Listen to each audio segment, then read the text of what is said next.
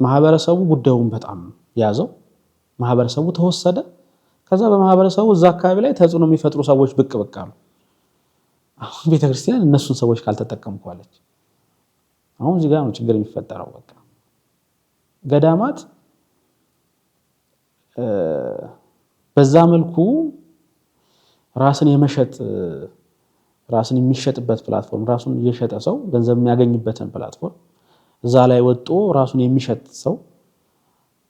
ክርስትና የሚጎዳ ነው በዚህ መንገድ ይሄ በጣም ክርስትናን ይጎዳል ጻር ነው ለክርስትና ምን ያህል አይተዋል ብሎ መምከር ሲገባ ገንዘቦች እንዲሰበሰብላቸው ሰዎችን ማድረግ ጀመሩ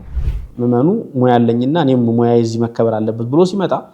ቤተክርስቲያን ያንን ሙያ ለማስገባት ብላ የሆነ ያለውን ትምርቷን ምን ታደርጋለች ማለት ነው ታጣምማለች ማለት ነው